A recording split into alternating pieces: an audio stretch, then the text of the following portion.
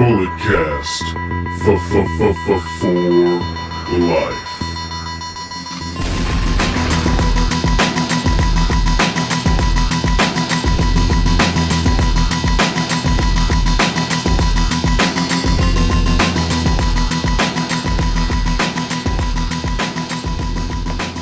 Hello, ladies and gentlemen. Welcome to the Bulletcast, the only sports recreational podcast that is simply just too sweet. We are about number 22nd sports recreational podcast. We bumped up from last week. Of course, I am the pod father. I am joined by the reigning, defending, undisputed Bulletcast heavyweight champion, the Canadian Destroyer, Brandon. How's it going there, guy? It's going great. Yeah, we've got a lot of stuff. Unfortunately, Brazil lost about 10 minutes ago, so I'm a little sad. Hey, man, we're gonna cheer you up with this great show, you know. We got a lot of wrestling to talk about. We got a lot of wrestling to watch in the next couple days. All Pro Wrestling King of the Indies is tonight, and then the New Japan Cow Palace show is tomorrow. So we got a lot of big stuff to do. Big things, eh? Big things. All right, Rey Mysterio signs a 2-year deal with WWE. This was pretty much obvious. He's the pre-order bonus for the WWE 2K. But then I heard that's not true. Oh, really? Mm-hmm. I have sources. You have sources? Mm-hmm. I mean, we'll see. Cultaholic. Cultaholic says it's not true. So if they said, it's not true, I'm gonna believe them. I mean, I don't know, man. If it's not true, then he's gonna sign eventually. You know, that's what happens with all these pre-order bonuses. I mean, Goldberg, Warrior, Sting, they all come in the fold eventually. So we shall see. All right, Ronda Rousey. She goes into the UFC Hall of Fame last night. Did you see the speech? Nope. I saw it. It was heartfelt. You know. She was laughing, couldn't really read off the prompter right, but you know it was good stuff. It was good stuff. Any reference to WWE? Just strictly kept it in the octagon. She just said, you know, thank you to all the fans for making this possible. She said women's revolution or something of that sort, so that's a kind of a nod there. It's Stephanie and the whole. Because Stephanie started women's Oh, sports. of course she did. Of course Stephanie McMahon did. All right, Lars Sullivan, he broke his jaw in that NXT TakeOver Championship match against Aleister Black. So the Black Mass is really, it's a really... Well, I mean, after missing it 2 times in a row, I mean, at least he hit it the 3rd time and apparently hit it too well. Yeah, broke the man's jaw. We're not certain how long he's going to be out of action, but get well soon. All right, Bray Wyatt was involved in a car accident which involved him missing Monday Night Raw.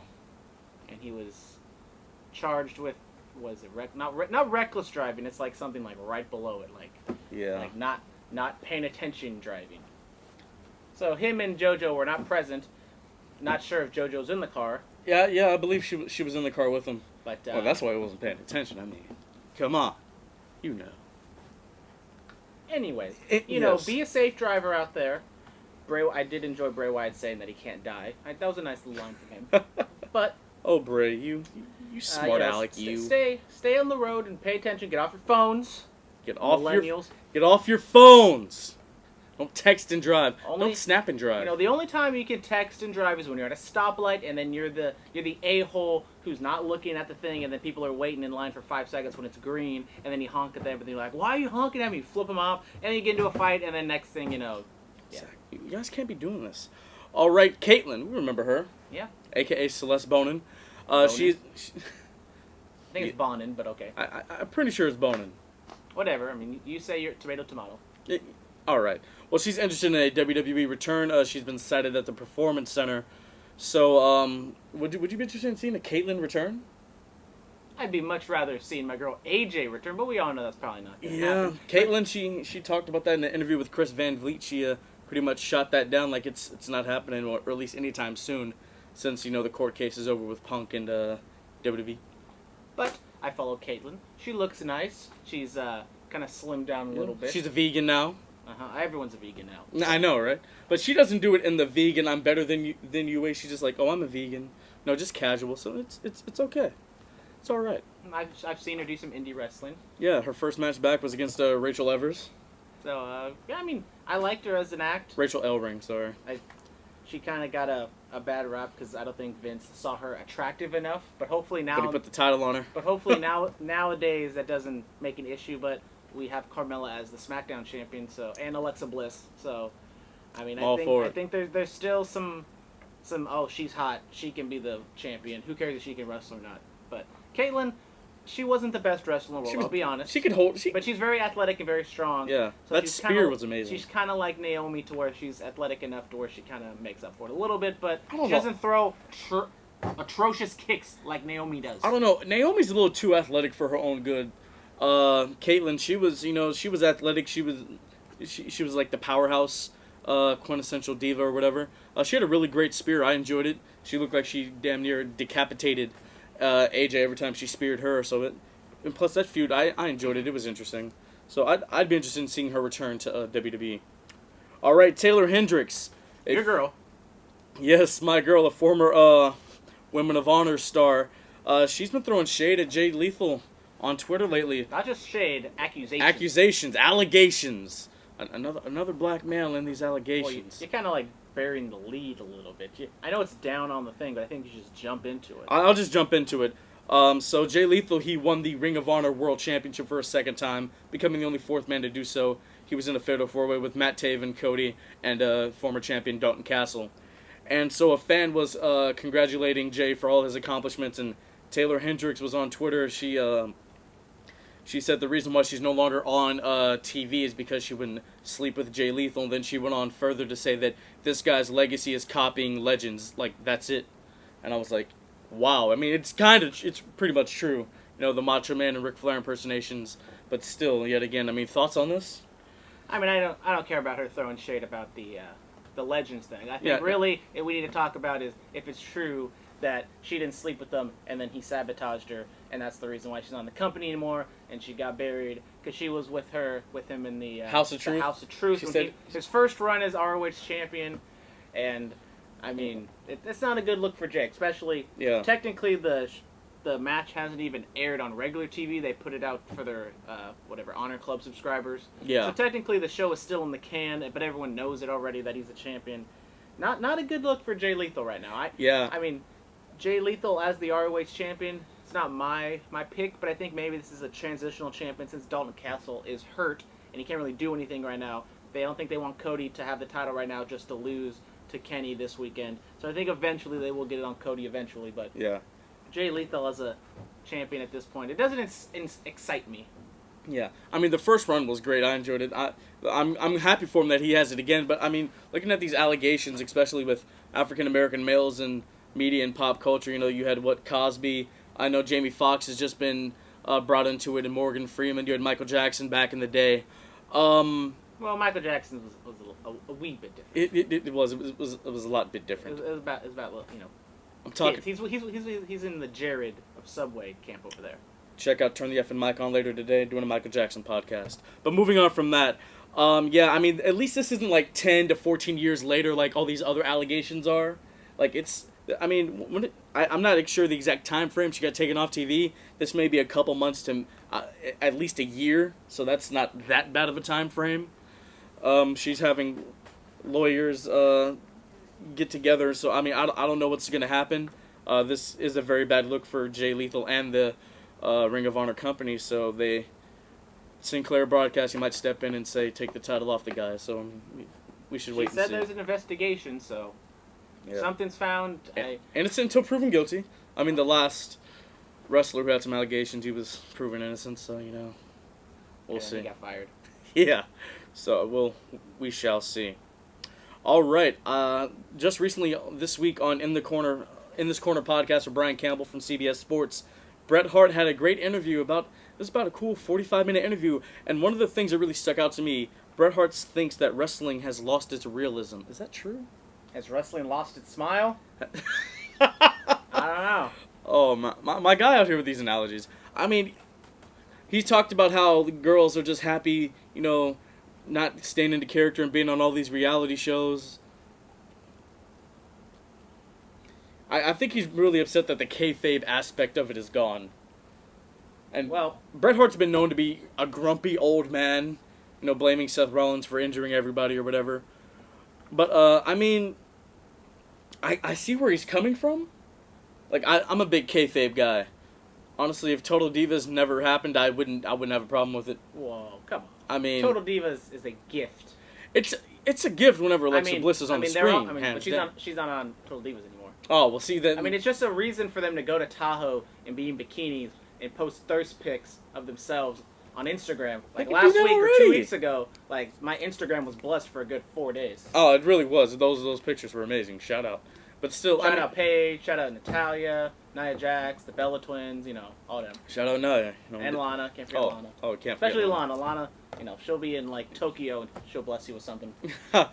No, but I mean, I understand where he's coming from. Like I just said, like if Total Divas never happened, I wouldn't have a problem with it. I really watched it to try to get a backstage feel for what goes on backstage in WWE. I didn't care about personal lives. I didn't care about breakups and marriages. Like, I'm sorry you went through a breakup. Congratulations on your nuptials. But I watched it for the backstage pro wrestling aspect. So, my boy Wade Keller, my boy, did an interview a while back with Mickie James. Okay. And she talked about how, nowadays the wrestlers are kind of too accessible to the public. Back in the day, back in the 80s, you would never see them out in public, and if you did, they would be like in character. And if they're a heel, they'd just slap the taste out your mouth. If they're a babyface, they'd be really nice to you, take a picture with you, unless sometimes if you were stalking them, then maybe they would turn the heel. I miss those days. I think we're kind of on the same page here, but I think I'm even more extreme to where like Braun Strowman. Like I don't like there are so many wrestlers now in WWE who have their real names in their Twitter account, and I don't like that. Yeah. Like Becky Lynch has it now. I think Alexa Bliss. Like Lana was the first one to to really do it, and it was like, especially since she doesn't have the accent when she's on her Instagram and stuff like that. Yeah. It just really takes me out of the moment. And Lana, that's a side note, she's just dropped the accent altogether because it's terrible. Yeah. I think Nia has it on her Twitter, and Braun Strowman. I mean, Braun Strowman's kind of funny, but like you can't just have it like Braun Strowman. You have to have it whatever his name is. Adam something. 99. Yeah. I mean, yeah, they are way too accessible, and plus, I think one of the real problems I have, if somebody's, in a heated story together, and then they, it was Roman and Braun, they were out of the country somewhere. They're in Rome. They were in Rome. At the Coliseum, I think. Yeah, and then... It was all Titus O'Neil's fault. Yeah, it was all Titus O'Neil's fault. He should have got suspended for another 60 days. No, but, yeah, they did something violent to each other on Raw, and then, a few days later, I see this on Twitter and Instagram, a picture of them together. I'm like, no, they just tried to kill each other. Why are they hanging out? But we all know it's fake anyway, so who cares? Whoa. We all know it's fake anyway, so it's predetermined. It's still real to me, damn it. That's the argument that I see fans make is like, oh, we already know it's not real, so why try to insult our intelligence? But that makes it so much more fun. It makes it so much fun. In acting, acting, it's something different. Like acting in movies, there's different actors that are always these different parts and stuff like that. But in wrestling, Vince McMahon says, or Stone Cold says, that the real characters are the actual people turned up to 11, and for the most part, that's the same, except for Bray Wyatt and Matt Hardy. But even Matt Hardy is probably the best person on Twitter to follow because he's totally in kayfabe. Cody Rhodes, kind of the same thing as well. Kevin Owens will destroy you on Twitter. Those are the guys that I like following because it's they're always in character, and it's keeping the storyline alive 24/7. Vince said, his number one goal is not to insult our intelligence, but. No, he's insulting my entertainment at this point. Yeah, we're gonna get into a lot of that. I wish somebody was here to defend the goofy stuff that happened this week, but he never paid me back for my tickets, so I had to. He had to repay me somehow, and he's off in Thailand right now. Put his tail between his legs and ran away. Bingo. All right, this day in wrestling, Goldberg wins the WCW World Title back in 1998. Congratulations. Is this the one in the Dome? I think this is one live. This was one live on Nitro. In the Dome. In the Dome, yes. Where they announced it on a Thursday, and Hulk Hogan said that he sold out the Georgia Dome, and even though it was already sold out at that point, and it was a big waste. This could have been a pay-per-view main event, and they threw it on a Nitro for God knows why. I don't know. Another reason why WCW went to crap. WCW. All right, Lars Sullivan, happy birthday! You're 30 years old today, my guy. With a wire jaw. Yes. And today would have been the 104th birthday of Vince McMahon Sr. R.I.P. Rest easy, my brother. All right, we already alluded to Jay Lethal winning the Ring of Honor World Title. This is a topic I've been wanting to have on the podcast. Which WWE developmental system had the best crop of talent? Is it that first NXT class with Sasha, Charlotte, Bayley, Becky. You had Finn, you had KO, you had Neville, you had Breeze and Zayn. Is it the other NXT class that followed with Joe and Rude? Is it the FCW class with Rollins, Ambrose, and Reigns? I'm going to go the OVW 2002 class. John Cena, Dave Bautista, Randy Orton, Brock Lesnar, and they forget Shelton Benjamin. I'm going to throw him in there too. I mean, let's really look at this. John Cena, 16 world titles. Orton, what does he have? 13. Brock Lesnar, 4. Batista, 6. That's 39 world championships. And Batista and John Cena are movie superstars. Exactly. Big crossover appeal. Lesnar went over to MMA. Orton, he's done some WWE films. Benjamin went off to Japan. Formed, Black Dynamite with MVP. Multiple time Intercontinental Champion, U.S. Champ, Tag Champ. I mean, what do you think, man? So, yours is, clearly developmental. We didn't know who any of these people were. But my favorite developmental class might have been NXT circa, 2014, 2015. We got Finn and KO and Sami Zayn and the Four Horsemen. Hideo Itami. And Hideo Itami, being live the first time he ever hit the GTS on Tyler Breeze, which was amazing. I mean, all of these characters, except for the women, were pretty much all fully fleshed out characters on the indie scene. You bring them all together, and I think, Seth Rollins technically isn't in this class, but he's kind of at the very beginning of it. But Seth Rollins, I think, could be the face of the company. KO can definitely be the big baby face of the company. I mean, I think he's already a baby face the way Braun Strowman's treating him right now, but we'll get to that a little bit later. Oh, we will. I mean, Finn can be the same thing. I mean, Hideo Itami, unfortunately, he has too many injuries and stuff like that. But, I mean, all in all, I really like that class, but I think yours is definitely the easiest route to go to just because they have the actual biggest stars out of anybody. No, I mean, your class, it had, really a lot of great talent, like we just mentioned. Look at what they're doing now. And possibly, this might, I mean, with NXT the way it is, and all the signings they make, I mean, maybe the best is yet to come. Yeah, and plus, all those guys that you just mentioned, they were impacted by Dusty in some way, shape, or form. He helped them, so his Don't forget Enzo's in that class, too. And Big Cass. Yes. And Carmella. Oh, shout out Carmella. Mm-hmm. Yeah, but... And Fairy Alexa Bliss. Oh, yes. Sparkle Splash. Yeah, but his impact will be felt on the main roster for quite some time to come. And then if Goldust were to ever retire and become an agent backstage, his dad's influences would keep going. So it'd be a nice lineage to go down. All right, let's get into the Raw recap. We're highlighting some of the biggest things that happened. So you want to start from the bottom or go to the top to bottom? What do you want to do? You do you, boo. You're the host. Okay, we'll go from the bottom and then we'll work our way up. Curtis Axel defeats Matt Hardy, gets another big win. So is this just foreshadowing that the B team is just going to run through the Deleters of Worlds? No, I think the Deleters of Worlds end up winning the thing. And they're just getting some momentum. Get fed to AOP in the end. And I mean, the B team is fun for what it is. And yeah, go get yourself some B team merch at WWEshop.com for $25, even though you can make it for $1. Oh, yes, of course. Go to the thrift shop and buy a Sharpie. You're good to go. That's all you need. It really is. All right, the Authors of Pain, they defeat Titus Worldwide. Glad to see the Authors getting a run. A nice little, not a run, but a good... They're finally on television. Yeah, finally on television. That's what I was trying to say. Jesus. Titus Worldwide, nice squash match for him.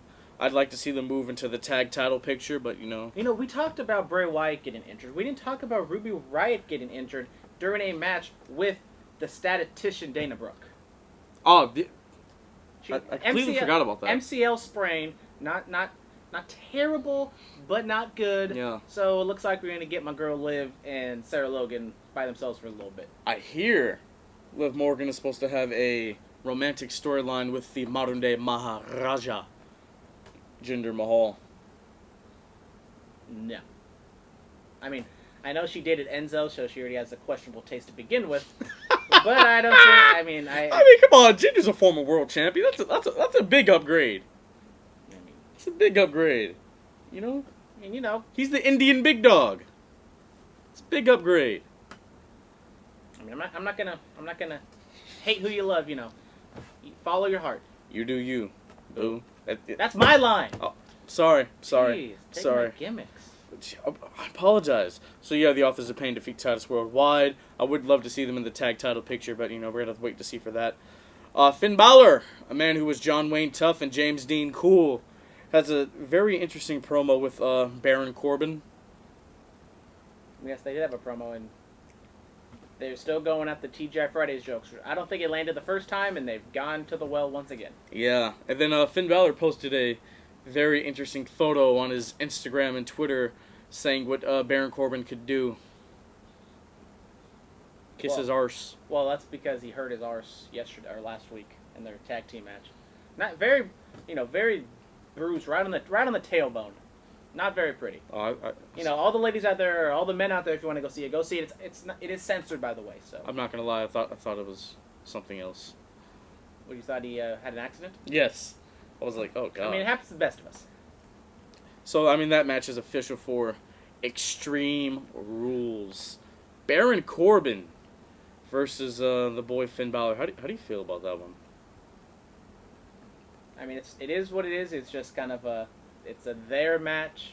I'm really hoping that Finn Balor wins to give him some sort of momentum. He's just kind of he's been really floundering. Stale. He's just kind of Mania. Just not really doing anything at this point. I don't see him facing for the Universal Championship. I mean, hopefully, maybe they can get the Seth Rollins Dolph Ziggler thing out the way, and maybe Dolph retains, and you can have a Finn Dolph feud for something like that. I mean, that's really the only place I can see him going at this point is an IC title level feud, unless he wants to. I don't know. They're gonna go with him and Finn or Roman Reigns, which I don't see happening. I mean, I don't know where Finn's going because we thought he was turning heel kind of after WrestleMania, and it just kind of never really came to fruition. So he's just the smiling babyface once again. Yeah. All right. So throughout the show, Kevin Owens, he showed up late. He was very paranoid. He didn't give the valet his keys to his rental car, and he had multiple conversations with Kurt Angle. And Kurt says, the way we settle things on Raw? How? We have a match. We have a match. So Braun Strowman faces Kevin Owens in the main event of Raw. Beats him via countout. And then this is one of the dumbest things I've seen in a very, very long time. Do you want to take it away? No, you can go. You're already on a roll. I'm already on a roll? All right. So Kevin Owens hides in a porta potty, and Braun Strowman, somehow he knew he was in the porta potty. And remember he was sniffing, and he could, he's like a hound dog or something. He could smell him. Maybe he's the real big dog. I mean, so yeah, he smells, and he duct tapes it. And you're telling me Kevin Owens, a man who's like 260, can't break out of a porta potty that's duct taped? Really? Really? Hey, don't sleep on duct tape. Duct tape is strong. I mean, if it was electrical tape, oh, by God. No, duct tape fixes everything. I was seeing commercials for the Rock's new Skyscraper movie, and the man had a busted shoulder, and how did he fix it? He wrapped it in duct tape. That's going to peel off his skin, Jesus. All right, yeah, so then... Peel off his tattoo. Oh, my God, yes. It's on the left side, so... Peel off that terrible new Bullman. Moving on, so Braun, he duct tapes... The bull's on this side. Oh, I'm sorry. The Samoan's on the other side. That's the bull side, not the Samoan side. I'm sorry, I don't pay attention. Roman's the Samoan side's over here. Ah, yeah. You're right. Yeah, so anyway, Braun Strowman, he pulls this porta potty all the way back into the arena, puts it on the stage just to push it like 2 feet off the stage. What? Maybe he should have just stole Kevin Owens' car and should have just ran right through the porta potty. You know what? I'm upset. That's what I am about this. I'm upset. Very, very upset. Okay. I mean, this makes no sense, really? We talked about it last week. All these stunts that Braun Strowman be doing, they kind of running a little stale at this point. Yeah, and then I thought they were gonna do the whole switcheroo where they push it and then we just go off, but he stayed in there and to be fair, I give him credit. Kevin Owens came out of the porta potty in blue. In blue, not brown. So I mean. Credit to them. It's the PG era, Credit to them. They didn't go full Vince McMahon. Yeah, I mean even a yellow substance would have been different. They didn't go full Eddie Guerrero Big Show. They didn't go full out. They didn't go full DX Spirit Squad. Yeah, but apparently it was just an empty porta potty. So you're telling me a porta potty outside an arena right next to the entrance doesn't get used. That's been there for probably 10 hours at the least. Doesn't get the valet. He didn't use it at all.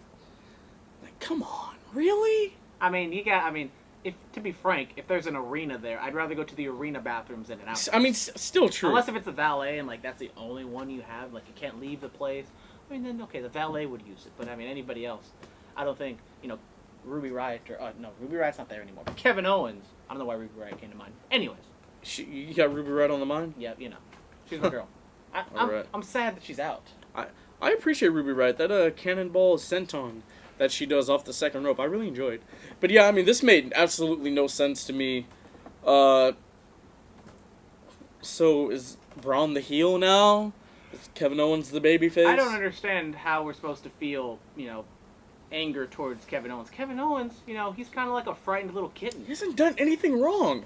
His rental car was ruined the week before. Thank God he had insurance. Or else. Oh my God. He'd be working thousands of dollars in fees. He'd be working like on the garbage trail or stuff. I don't even know what the hell I'm talking about at this point. He'd have to go work some outside of WWE dates to get some more moolah. But yeah, and then like this whole porta potty thing, like the Braun Strowman comedic stuff, it's really run its course. The grappling hook, I was like, aha, I guess.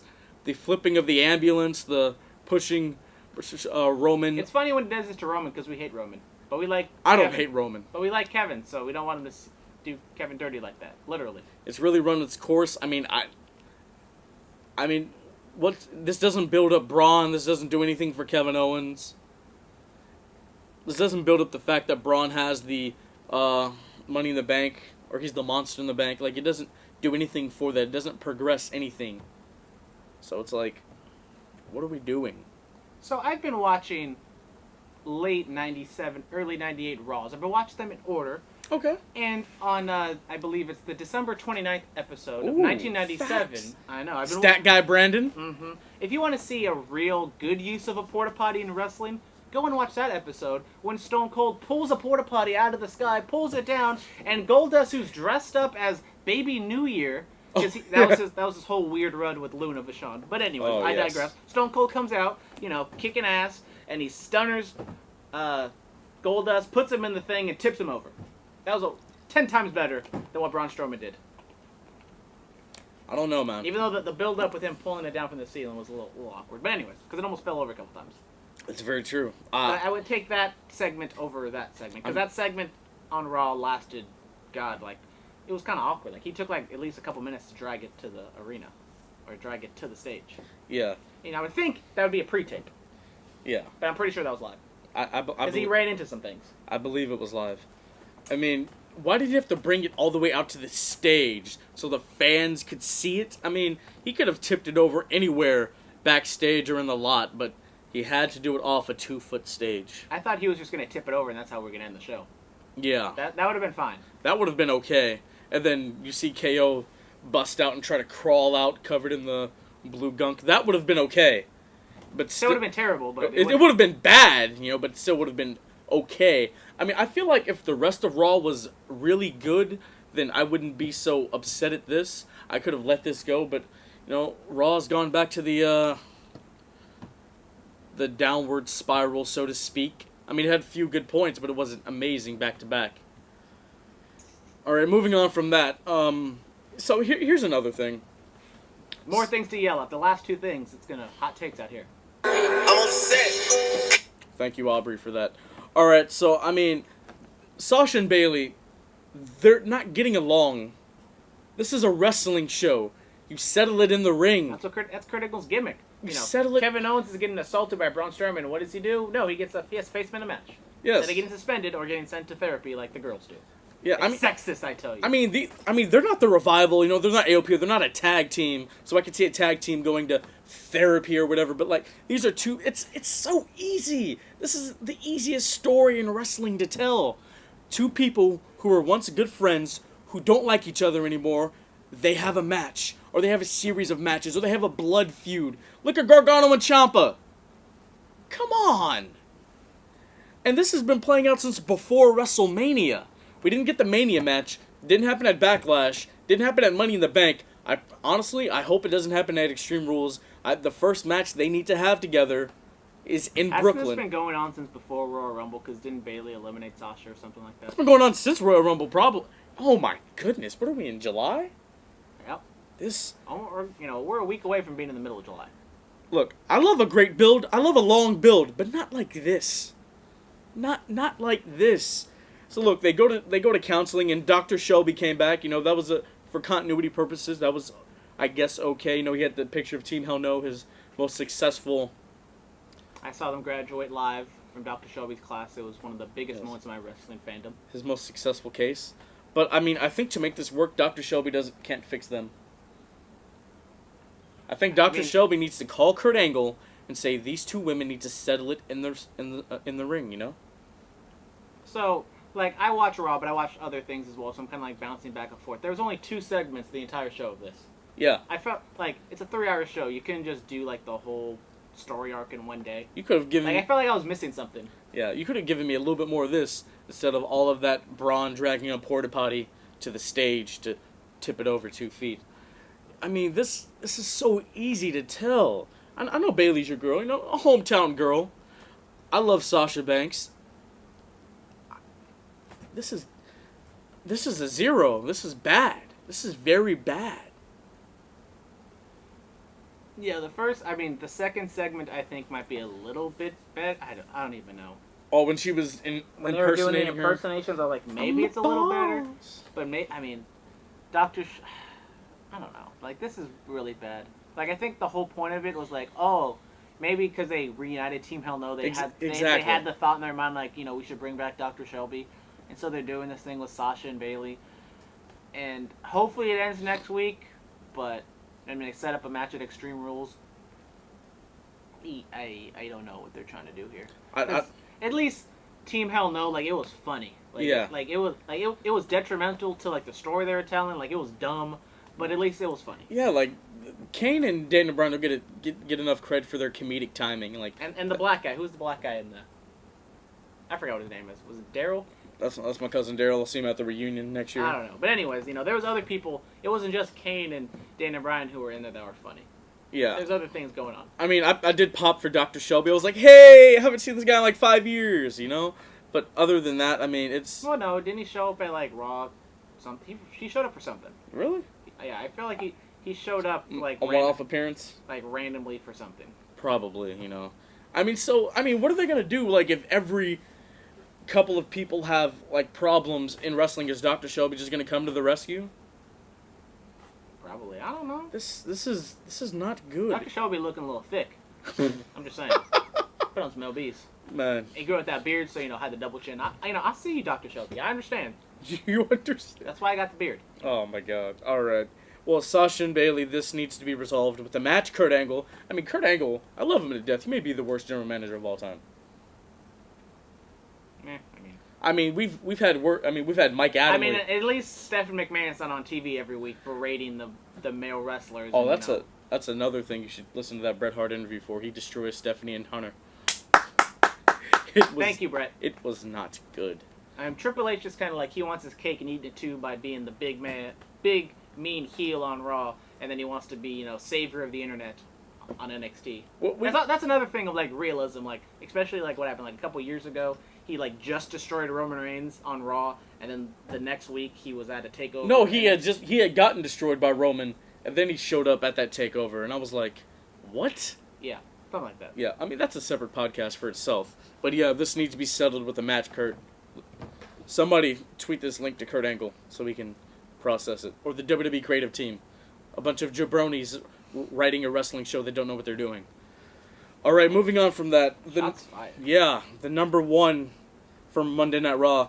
Roman Reigns' ego in the multiple tag matches he worked. Roman Reigns didn't open up the first hour or the second hour, but all 3 hours of Monday Night Raw. Well, he's the big dog. He's like Stone Cold. I mean, when Stone Cold was running hot during the Attitude Era, he was like in almost every segment. That glass was breaking like 4 times a night, and we loved every single minute of it. But yeah, so Roman Reigns, he opens up Raw. He talked about his frustrations against Bob. He doesn't call him Bobby or Bobby Lashley, just calls him Bob, what happens if I just would, you know, call you Phil with, like, you know, sarcasm and, you know, being an a-hole about Okay, it. Phil. Whatever you say, Phil. Whatever you say, Bob. I don't know. My name's Bobby. It's Bobby Lashley, not Bob. Okay, Ro. I don't know what. I kind of chuckle every time he calls him Bob. I don't know why. But yeah, I mean, Roman, that ego is really running wild, and so he has an altercation with Drew McIntyre and Intercontinental Champion Dolph Ziggler. Oh, by the way, Dolph Ziggler versus Seth Rollins Intercontinental title, 30-minute Iron Man match, Extreme Rules, is going to be amazing. So he has. Hopefully, it's only like one fall. Yeah, because I've been kind of numb to long matches at this point. I don't like the multiple falls in Iron Man matches. I like one fall. Maybe 45-minute Iron Man match. That'd be fun. Oh, maybe not an hour. Maybe 45 minutes. 45 minutes. Oh, I'd love it. All right, so yeah, he gets in a confrontation with these guys, and Seth runs out, and then they go backstage, and Kurt says they can have the match with them next week, and Roman's like, no, I want to do this tonight. And then so Roman, he's fine with working double duty. So the first of these tag matches we see is Roman and Seth, 2/3 of the Shield, going up against Ziggler and McIntyre. How'd you feel about the match before the interruption from the Revival? The match itself was all right. It was fine. I mean, Seth Rollins, one thing was like he was like dead trying to crawl to Roman, but then he was able to hit like buckle bombs and like have bursts of energy, and then he would like have to go back to the mat and like well, yeah, be unconscious. If you can get a burst of energy, then it's gone and you're drained. You gotta fight. Maybe if instead of hitting a buckle bomb, maybe you just like Irish whip him out of the ring and then go to Roman. Yeah, or throw a super kick and jump for a tag. I don't know. I need to be a coach. Be a manager. Oh my God, that'd be amazing. Dana Brooke got nothing on me. Could you imagine this guy as a man? I'd want to see you manage Team Hell No. That'd be amazing. I'd be like Percy Watts or not. I'd be the dude from Millions of Dollars. I'd be like saying things I shouldn't be saying, and I get fired. Abraham Washington. Abraham Washington. There we go. Oh, he had a late night show on ECW. God, it was terrible. I'd be saying some things I shouldn't be saying. Oh my goodness. All right. That's why you got to put me on an indie show. I can say some. King of the Indies tonight. He's going to be managing Jacob Fatu or something. Jeff Cobb. You don't know. Mm-hmm. All right. So yeah. Me versus Wrestling with Regret. Could you imagine? That'd be amazing. All right. So yeah. I mean, the tag match is interrupted by the Revival because Bobby Lashley and Roman going up against the Revival later on tonight, and Roman I don't know, like I felt the crowd like they were anticipating that hot tag from Roman, like they were. I think that's why Seth took. It was South Dakota. It was South Dakota, which WWE did not acknowledge. I think maybe they acknowledged once the entire show. They didn't mention where they were going to be. I noticed that. I mean, they acknowledged San Diego last week, so San Diego makes the cut. Congratulations, but Sioux Falls, South Dakota, does not make the list. Yeah, I think that's why Seth was taking so long. He was so fatigued or whatever to build up that anticipation of getting that hot tag to Roman. And then it was cut short by the Revival, and they got some legit boos, and that was good. Hit the shatter machine on Roman, so they're trying to get sympathy for Roman. And then later on in the night, he has this tag match with Bobby Lashley going up against the Revival. Bobby Lashley did not get tagged in at all. And yet the Revival still lost. Like, they look like a bunch of idiots. Yes. Like, yeah, if you don't, do you guys not watch the product? Did you not see they were bickering back and forth? And the other thing is, like, Bobby, or Bob, and Roman are like neither one of them are really all that likable in this feud at this point. Like I think maybe just because I already don't like Roman, I guess I have to go with Bobby. See, Bobby. That's his name. I like both guys. But I heard from I think it was Cultaholics or Wrestle Talk, one of those YouTube places that apparently they're trying to get Roman to be a cool heel so everyone could cheer him because that's the end thing because everyone likes Kevin Owens. People have been cool heels for the past 20-something years. Everyone, likes the Wolf Pack, so why not have Roman Reigns be just like him? And, maybe that would finally get people to cheer him. But then if he just acts like a D-bag, even though that's kind of how we feel like he already acts when he's not trying to act like it. It's just, like, this episode is, like... The perfect example. The perfect example to why, if someone says, oh, why don't you like Roman so much? I'd be like, here you go. Like, this is how I feel about how he acts all the time, but this was, like, the worst he's ever been. Yeah. On this episode. I don't know, man. The ego of Roman, it's gotten to his head. Being Vince's number one guy. All that's gone to his head. Yeah, Vince still doesn't want to pull the trigger on him being the champion. Yeah. That's true. And then, him and Lashley have traded insults about how, Lashley said if he had stayed here the past 10 years or whatever, Roman wouldn't be in this spot. And then... Oh, yes, like, last week it was about Roman, or about Bobby Lashley leaving, and then now it was like him not handling the road or something like that. Like, Roman, just pick a reason. Pick a reason. I don't know, man. or no, why he wanted to go up to be an MMA fighter, even though he was like 14-2 or something like that, which is a pretty good record, even though pretty damn good. Mm-hmm. All right. Better than CM Punk. Don't go there. He's my boy, but I gotta keep it real. Don't. And he's fighting tomato cans too, and he still lost. A tomato can. Don't. Mickey Gall's alright. He's cool. Don't go there. Punk. See me, Punk. No, stop. Don't say anything like that. All right, SmackDown. I'm in my prime. You're almost 40. Oh my goodness. Let's go. All right, SmackDown Live. Number 6. I'll go Becky Lynch defeating Peyton Royce. Usual squash match for Becky, building up some momentum. For I don't know where she's going with it, but a win. At least she's on TV getting wins and not just like the Bar, who have been MIA for the past 2 months. The Bar's gone. I haven't seen Joe lately. Almas. Charlotte, she had a rupture or something, so that explains her. But yeah, so congratulations, Becky, getting some wins. Give me that Becky. All right. Number 5, James Ellsworth versus Asuka. This ended in a double countout, I believe. Yes, they did. Promos by each of them before the match. Yes. I don't know. I don't know. I mean, they can't go. I don't think they want to go all out with the intergender match. No. I mean, even the stuff that Ellsworth was doing on the indie scene, he still wasn't, going all out, beating him down. He was kind of doing the same shtick. Speaking of the indie scene, how long do you think Ellsworth is gonna stay? Because next month he has a match against Joey Ryan at All Pro Wrestling in the Daly City. I don't know exactly how his contract works out, but maybe it's something like, you're on TV and you're free to take bookings if you want, because you're not that big of a deal to where. Yeah.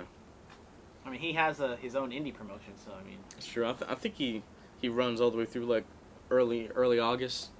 I was reading something online and somebody was like, have a fatal 4-way for the women's championship. Carmella, Charlotte, Asuka, and James Ellsworth. No. And have Asuka tap out. No. And have Asuka tap out Ellsworth, and then Asuka wins the title, and Carmella can say that she never truly lost the championship. And I'm like, that's Ellsworth already won the first ever women's Money in the Bank match. That's stretching it, buddy. Whoever wrote that's stretching it big time. Shout out James Ellsworth. An uncrowned Mr. Money, or Mrs. whatever you want to call it, Money in the Bank. He can do 3 full push-ups. He can. I mean, good for him. That's a lot more than some people I know. Can you do 3 push-ups? Man, of course. I can go to 4. All right, the phenomenal AJ Styles goes on to defeat Aiden English and then gets put in the accolade by Rusev. Rusev trying to build up some monster heel credibility leading into his one-off championship match with AJ Styles. Honestly, this whole thing, and the mic flag that said Happy Rusev Day, not really a fan of it, to be honest with you. I feel like only The Miz should get those. Just I know it's a small thing, but it's just something I had to throw out there. And The Miz's thing, it's just all it is it's just upside down. Yeah, but still, it's just a small thing. Anyway, yeah. So I know WWE. They're like, oh, he's been hot for the last couple months. People have been cheering for him. They should have capitalized on it when he was at his real peak. I mean, he's still over as Rusev Day or whatever. So they're just giving him the title match to satisfy us people, and then they're gonna move on to somebody else. I thought they were gonna maybe have just a straight out babyface matchup, because Rusev was he was being respectful to AJ the first week, and then he kind of looked at Aiden like, why didn't you shake his hand? But then we're just getting good old fashioned Rusev heel again. Rusev so heel. I don't know. I don't know either. I am not sure. All right, the pancake eating contest ends with Sanity attacking the New Day. Thank God Sanity came out, because I did not want to see them eat all those pancakes. Yeah, that would have been very disgusting. And I mean, by the way, whoever was on the counter was terrible, because they were just shoving pancakes in their mouth. And just because you shove the pancakes in your mouth doesn't mean you actually ate them. You have to you have to swallow them. You have to chew. Shout out Joey Chestnut, San Jose eating 74 hot dogs, setting a world record. Jesus, got the mustard belt. Okay. Not as prestigious as this baby right here. But, oh man, of course. Joey Chestnut, You see me. You walking around the King of the Indies with that? I don't know, maybe, Challenge Wrestling with Regret. Be like, what's up, bruh? Yeah, I mean, y'all don't want that. Exactly. Yeah, Sanity, are they the new Wyatts with all these random attacks, lights going out? Sure. She said sure. Why not? I hope they don't do them dirty, man. I hope they actually mean something on the main roster, man. I really do, I mean, I don't know if they're going to have an Extreme Rules match, but I definitely think a Sanity versus New Day match should be really good. Should be fun. Yeah, I mean, New Day, they had great matches with the Usos. I think that's about it. I mean, the Usos, they can put on a good match with anybody possibly, but they had great ones with the Usos. That's what I'm trying to say. All right, Jeff Hardy defeats The Miz and retains the United States Championship on a July 3rd Independence Day Open Challenge. For the United States Championship. For the United States Championship. Decent match. It was good. I enjoyed it. Jeff Hardy with the red, white, and blue face paint. Yeah, I mean, Jeff Hardy. I mean, Miz isn't doing anything at the moment. We all know he's probably going to face Daniel Bryan at SummerSlam, but he's not doing anything right now. I don't want to see it at SummerSlam. Well, I mean, if Daniel Bryan's not signing a contract, I mean, you got to get that match out of the way. I have something to say about that after we run through SmackDown. Well, anyways, I think it was a good win for Jeff Hardy. Decent match, as you said. As I said, Miz ain't doing anything. Jeff Hardy's, hopefully he keeps doing these open challenges. The matches themselves aren't as good as the John Cena or the Seth Rollins ones. But, I mean, Jeff Hardy is up there in age. He's just kind of come out there, see his face paint, see the gimmicks, see a twist of fate, hit a swanton, and go home. Yeah, I mean, he can still do most of the moves he used to do back in the day. That's it? Yeah, most of them. Okay. Good. I mean, I hope he's not, doing... flips off a ladder anymore. But he did do that last year, so I don't know. Yeah, that's like the last time we ever saw it, I don't think Jeff Hardy's going to go balls to the wall crazy like he used to, like, back in, 2000 or whatever. And he realizes he's up there in age. He'll do, the safe moves. Not Whispering in the Wind isn't safe, but the moves he still can do. So is this leading to Almas answering the call and being the one to defeat him? I don't know. I mean, Shinsuke has the opportunity at Extreme Rules. Shinsuke had 4 World Championship matches in a row. Shout out to Shinsuke for barking in his promo. I thought that was funny. Oh, yeah, because he got bit by a dog. Yeah, so, I mean, Shinsuke had 4 world title matches in a row, lost all of them. So I think he should at least win the United States Championship. I guess. I mean, I don't know. AJ Styles is a babyface champion. Carmella, heel. I hear AJ's going to have a pretty lengthy run. Possibly. I mean, AJ probably is the top guy in the company, especially if Daniel Bryan doesn't sign. Yeah. I mean, AJ and Bryan could be a fantastic maybe Royal Rumble or WrestleMania match. Yeah. That they can build to. Yeah, apparently Vince said I should have signed this guy 10 years ago. So, I mean, that's what everybody was saying, but timing is everything. Timing is everything. All right, Team Hell No and the Usos, they have a promo that kicks off SmackDown. Actually, congratulations to really Team Hell No and the continuity. Bryan, he was kind of standoffish. They were arguing, which I guess Dr. Shelby may make an appearance over on SmackDown. We don't know. But yeah, Daniel Bryan talks about how Kane tried to abduct his wife, and then Kane's like, no, you're like a brother to me, and Daniel Bryan's like, you set your brother on fire. Maybe they should do a crossover episode of Dr. Shelby inviting Team Hell No over to see Sasha and Bayley to tell them, the 7 rules of friendship or whatever it's called. Let's not do... Oh, God. I mean, I'm all about keeping the people on separate brands, but technically it's not actually on Raw. It's in some medical facility. I don't know why WWE never says hospital. Just say hospital or whatever. Well, I'm pretty sure you don't have therapists in hospitals. You have therapists at a... I mean, there are therapists in hospitals, I believe, somewhere in the world. That's at the psych wards. Oh, yeah. I don't think they just, asylums, Dean Ambrose? Where you at, though? I know. Chilling with Renee. That's where he at. Yeah, but so I enjoyed the continuity of all those things. Daniel Bryan talked about how he tombstoned him on the floor and then on those steps. So, I mean, that was good. And then the Usos come out there. The Usos promo wasn't really as good as they've been. It was alright. Like, you could tell on their faces they weren't feeling the promo. And then, anyway, so the match was okay. The match was fine. It was cool. It was cool. It was cool. I mean, I think the real heat with Team Hell No is when it's a build to a hot tag to Daniel Bryan. This way it was the other way around. The hot tag was building towards Kane. That's gotta be Kane! That's gotta be Kane! I've wanted to play that for so long. I'm sorry. Anywho, the match itself was alright. If they go off and face the Bludgeon Brothers,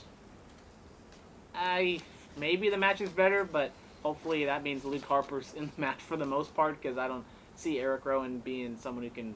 Hopefully it's like Luke Harper and Daniel Bryan, and then Eric Rowan and Kane face off. Yeah, you think Team Hell No wins the titles at Extreme Rules? I don't think so. I think Miz interferes, and that's how we get to Miz and Daniel at SummerSlam. I don't know. I think...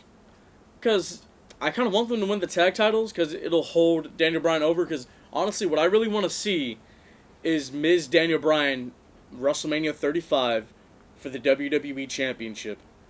The Miz somehow gets a hold of the WWE Championship, and he beats AJ at Royal Rumble, and Daniel Bryan wins the Royal Rumble. Beats AJ, somehow gets past a real challenger like Samoa Joe, and gets to, yeah. Because, I mean, Daniel Bryan, he did an interview with the Gorilla Position, the UK-based podcast, and Daniel Bryan was like, do you really trust WWE to tell that long of a story? Nope. I don't. I don't. But, I mean, I have some faith, you know, if done right, if some things make sense. Because, I mean, I'm thinking about the video package leading up to that match. Because I was watching... It's going to be a great package. Yeah, I was watching, SummerSlam 94 last night, Brett versus Owens for the title in a steel cage. And that video package was cool. It was like 10 minutes, and I didn't have a problem with it. I mean, I'm thinking about the video package from the original NXT, all through Daniel Bryan beating Miz for the United States Championship, through everything else, the Talking Smack incident, through all this stuff leading up to these two finally getting their hands on each other on the biggest stage for the World Championship. I mean, that's a great story. That's a really good story. I don't think I don't think you want to have that story told all the way up until WrestleMania, because, I mean, obviously they haven't done anything yet, but I just don't feel that I don't think it's as hot as it was a couple years ago when they had the Talking Smack segments. I just don't feel it's as hot as it was. Then have Miz can cut another one. Miz can cut another one, you know? Because, I mean, like, it checks off a lot of stuff. Miz has constantly said in interviews he wants to be the champion again. He feels like he's ready for it. Feels like he's earned it again. He certainly has. What he did with the Intercontinental Championship was amazing. So you give it to him again. And then Daniel Bryan, he finally wins a Royal Rumble. So you check that off. And then, you know, Miz has a threat of somebody and he gets past them. And then they can have like a 5-week build to WrestleMania where he talk all this smack, you know, and they can play back what happened in Talking Smack. It's just a whole lot can be done to make it work. I'd much rather see AJ versus Daniel Bryan at WrestleMania. I mean, I would much rather for a technical classic, yes. Honestly, I'd rather see that. But obviously, if we get to that point, that means Daniel Bryan re-signed, and I've already said he hasn't re-signed yet. So, I mean, I think it's going to be Daniel Bryan versus Miz at SummerSlam. Daniel Bryan signs, he wins. Daniel Bryan doesn't sign, Miz wins. It's as simple as that. True. All right. Well, Superstar Spotlight. We're already to the Superstar Spotlight? We are. I mean, nobody really stood out. Are they going to stand out tonight or tomorrow? We're going to talk about what's going on right now. I mean, today, let me see. I'm going to go to NXT. Last week I went with Toni Storm. This week, NXT was really good, by the way. NXT was very good. If you haven't seen it, go out and watch it. They've set up a lot of different matches going forward. I actually watched it. It was nice. If you haven't watched it, you can go listen to my... After you watch, you can go listen to my recap on Under the Radar Episode 6, where I talk about NXT and I talk about the Season 2 of Glow. Oh. Yes. But, someone who really stood out to me on NXT. It's really hard because all of them are really good. Chris Dijak? Otis Dojovic. Oh, the guy from Heavy Machinery. Yeah. That guy. I remember he was like in an early episode of Breaking Ground. I'm glad to see the guy's finally on NXT TV. Real stocky lad. Had a handicap matchup against the Mighty, who are also known as TM61, who changed their name Walks like this. after they turned heel. It was a fun match. Oh, yeah. I think my Superstar Spotlight, I'm going to go 205 Live. Uh-oh. Buddy Murphy and Mustafa Ali. Oh, my God. That match was insane.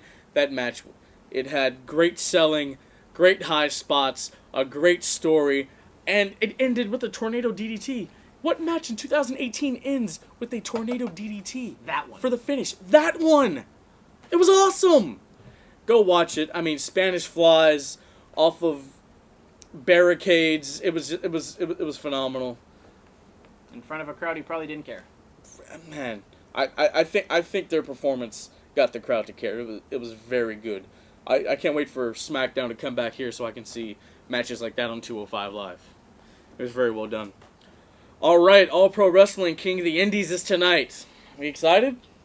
So excited, I just can't hide it. Exactly. You know, big stars will be there. You got your Flip Gordons. You got Jacob Fatu. I think he's going up against Jeff Cobb, who is facing Hiroki Goto for the Never Openweight Championship. Tomorrow, yes. That's going to be interesting. Hopefully we get an interview with with Jeff Cobb to talk about that. Reno Scum, Adam Thornstowe, and Luster the Legend going up against Carl Fredericks, a guy I've interviewed a couple times, and the Chocolate Poppy. They're defending the All Pro Wrestling Tag Team Championships. You're going to see Timothy Thatcher. You're going to see a whole bunch of great talent there tonight. And then NJPW, the Cow Palace, tomorrow. I got all these on Access TV, so if you're not going, still plenty of tickets. Yeah, so I don't know exactly. I think the crowd should be hot. I don't know how many people will be there, but there's a meet and greet happening right now in Treasure Island. You want to go see Kenny and the Bucks? I had no idea about it, and I follow New Japan on YouTube, Instagram, and Twitter, and I did not see anything about this. Apparently, it's pretty cheap. You know, $40 for the Bucks, $25 for Omega, so that's not bad at all. Oh well. All right, I got all these matches here. You're the big New Japan guy. You want to talk about them? Sure. I've already gone over this on past episodes of Under the Radar, which you can't listen to anymore because we delete them off our SoundCloud because we're cheap. We don't want to pay for the extra to keep everything up there. YouTube, the Bullet Cast, they're all there. Yes. So, anyways, we're gonna go in order from opening match to the last match. So we have Yoshihashi, Gato, Rocky Romero, Sho and Yo going up against the Bullet Club, which is Haku, Tama Tonga, Tonga Loa, Yujiro Takahashi, and Chase Owens. So getting Bullet Club out on the show first. I forgot Chase Owens was in the Bullet Club. And I mean, do you get Bullet Club the win right away, just to have the crowd hot? But I think the crowd is gonna love Roppongi 3K, Gato, and Yoshihashi as well. So I'll go with the Japanese people to win. Really? Okay. I'll go with them to win. Why not? I didn't realize Bullet Club had 11 people in it. Wow, that's interesting. All right, next. You're not gonna talk about it? I mean, honestly, you don't like New Japan. Whoa! Hold on. I love the Gorillas. I love those boys. I'm gonna go the Gorillas. Plus, getting to see Haku. That's gonna be in the Cow Palace. In the Cow Palace. I've heard great stories about Haku, King Haku. I'd love it. So I'm gonna go Haku, and Tama Tonga, Tonga Loa, and the rest of the Bullet Club. I'm gonna go for those guys. All right. So next up, we have another tag team match. Well, a lot of the tag team matches are don't really care about them, but they're just gonna be fun to see the guys wrestle. We have Tomohiro Ishii and Toru Yano going up against Minoru Suzuki and Zack Sabre Jr. I swear Minoru Suzuki and Zack Sabre better win. Of course. I hope they stretch the hell out of Toru Yano, and Suzuki and Ishii just go back and forth and kill each other. It's gonna be fantastic. Zack Sabre Jr. gave us the greatest voiceover in the history of this podcast. My favorite one. It's so terrible, it's amazing. Jesus. Yeah, I'm gonna go Suzuki and Jr. All right. Then we have Hiroshi Tanahashi and Kushida going up against Hangman Page and Marty Scurll. Marty Scurll just announced that he will be facing Okada at All In. Yes, can the villain get rained on? I don't know. And Marty Scurll will be facing what's his face from what's his face? Solomon Crow. Yeah. That's his NXT name. That's his Sami Callihan. Sami Callihan, yes. At the Jericho Cruise. Yes, the All-In show. Can the villain get rained on? I don't know. He has an umbrella. Find out. All right, I'm gonna go Tanahashi, Kushida. I'll go with Hangman Page pinning Hiroshi Tanahashi, to set up stuff for G1. I don't even know if they're in the same block. I don't care. I'm just gonna pick that just to be different. All right. So the first title match, 5 title matches on this show. So a lot of stuff going on here. Will we get a title change? We will see. We have the Never Openweight Championship. Hiroki Goto defending up against Jeff Cobb. Jeff Cobb, sort of a local boy, but also a big name. Hasn't really got a big break in New Japan quite yet. He's kind of been linked with Michael Elgin. This guy, I really want to see Jeff Cobb win. Don't know if he will. Is he still the APW Universal Champ? I believe so. I believe so. I don't know if Jeff Cobb will win, but I will be pulling for him. Yes. Shout out Jeff Cobb. You know, I've talked to him on a couple occasions. Really chill dude. I'm gonna go for my boy. All right. So we have the IWGP Tag Team Championship match. The Young Bucks defending against Evil and Sonata. A rematch from Dominion, which I thought was quite possibly the best match of the show. And hopefully I think the Young Bucks will be determined. They will be motivated to have a great match in the Cow Palace in California. And I think the Young Bucks will defend their championships. Oh yeah, I have the Young Bucks going over successfully. No doubt about it. And then we have the final tag team match. No titles on the line, just a regular big name tag team match. We have Okada and Will Ospreay up against Naito and Bushi. Oh. It's going to be fun. It's going to be fun to see Naito, Ospreay, and Okada. Bushi, it is what it is. I think Bushi's going to take the pinfall here. Okada and Ospreay go over. Bushi takes the pin here, but I think the crowd is going to go crazy for Naito. Naito! Do we get to see Chris Jericho? I doubt it, No. but I can dream. Of course. And then we have a junior heavyweight championship match with Hiromu Takahashi defending against Dragon Lee. This match quite possibly could be the best match of the show. Hopefully the crowd is not drained, that they want to save their energy for the other matches coming up here. But I think Takahashi walks away with it. This match is going to be crazy. It is. It absolutely is. I'll go Takahashi. All right. All right. Then we have the United States Championship, which has never been held by an actual person from the United States. Jay White, an Australian, or New Zealander, or whatever the hell he's New from. Zealander, Who yes. cares? Going up against Juice Robinson. Hey. He's probably going to be decked out in red, white, and blue. You know, bald eagle shooting at his ass. It's going to be amazing. Whoa, Jesus. And we will have Jay White going up against Juice Robinson. Will be interesting to see how Juice is received. I'm going to go Juice. In the Cow Palace. I will go Juice as well. He cut a very spirited promo on New Japan World a few weeks ago. Cussed a lot. But if you just, I mean, the cussing, it is what it is about the cussing, but I think really the message he sends about him just, you know, kicking Jay White's ass, it's going to be amazing. All right. I got the last Juice one. with the W. I got the last one for you. Oh, you got the last one because this is all you care about because it's your boy. I mean, yeah. All right, what Ladies and gentlemen, Kenny Omega, the Cleaner, defends the IWGP Heavyweight Championship against the American Nightmare, Cody Rhodes. Winner not only gets the title, but full control of the Bullet Club. Really? I mean, I've been a little disappointed with the building. They haven't really been talking about that much on being the Elite. Yeah. I mean, Cody's had some little segments. If you watch, Cody has his own YouTube channel, All Us. And he, in the second episode, he talked about how this is time for him to prove that, because he's not known for his bell-to-bell work, he's known more for his character work and having decent, good, okay matches. So he says this is time for him to prove that he can really go in the squared circle, but I'm going to go Kenny Omega. Of course I'm going Kenny Omega. Kenny Omega's going to win.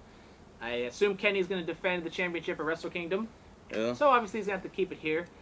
I think last year, Cody Rhodes' best match of his career was against Okada last year. That was very good. It'll be fun to see what they do with Kenny Omega. Hopefully they don't do the ROH thing where they have all these different run-ins. Hopefully they just keep it in the ring and they don't have the Young Bucks and, you know, Kota Ibushi come out and do some things. Randy and Bernard. Hopefully they just keep it in the ring and they can just have a fantastic match. And if so, this can be the best match of the show. Very true. All right, my promo pick of the week, Kevin Steen squares off with Steve Corino and James E. Cornette on the December 20th, 2011 edition of Ring of Honor Television to set up a match at Final Battle between Kevin Steen and Steve Corino.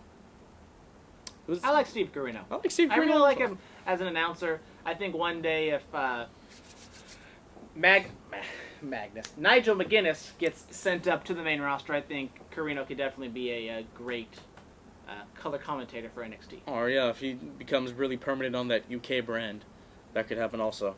All right, my close match pick of the week: the Briscoe brothers. This is when Jay Briscoe was the Ring of Honor World Champion at this point, back in 2015. They go up against Shinsuke Nakamura and Kaz Okada at Ring of Honor New Japan. What are you, Roman Reigns? His name's Kazuchika. I heard somebody call him Kaz Okada. I thought it was funny. Going up again, this was for the Ring of Honor and New Japan War of the World show back in 2015. This was a very good match. I enjoyed it. A lot of hard hitting, a lot that strong style feel, and of course, the boys Okada and Nakamura, they go over. Beautiful Rainmaker Okada hits on Mark Briscoe. Go check it out. It's free on the Ring of Honor YouTube channel. All right, we are on iTunes, SoundCloud, TuneIn, Stitcher, Google Play, YouTube channel The Bulletcast, Instagram Bulletcast. No, Instagram is The Bulletcast. Twitter is Bulletcast. Facebook is Bulletcast. We're all over the place. Go listen to his Under the Radar episodes, please. What, am I supposed to say something? I don't know. I already plugged him like 2 times on the episode already. Talk about the gorgeous ladies of wrestling. I went on a little too long. I had to cut short. I wanted to go over every little thing, but if I did, it would have been like an hour-long podcast. It's fine. And I decided, just whatever. It's fine. But go watch Glow and NXT. Yes. 2 great shows. We will be in the house for the King of the Indies tonight for All Pro Wrestling. Tomorrow we will be in the Cow Palace for New Japan Pro Wrestling. It's going to be a good show for both days. I'm really excited. Getting to see some guys I never thought I'd be able to see live. So it's going to be a good thing. And plus, I'll be able to say that I've seen the WWE, the Ring of Honor, and the IWGP heavyweight titles defended. No, not a lot of people can say that. I mean, Cody Rhodes did say last year that he heard rumors that they'd be coming. New Japan would be coming to the Bay Area, and they finally came through on his promise, on their promise. Whatever I'm talking about, I really don't know. Shout out Cody, giving us a little inside scoop. Like a year ago. All right. And I called you out for not liking New Japan. Yes. Good time. Yes. Cody understood what I was doing. New Japan's still trash, but All right, ladies and gentlemen, I'm gone. I'll see you all later.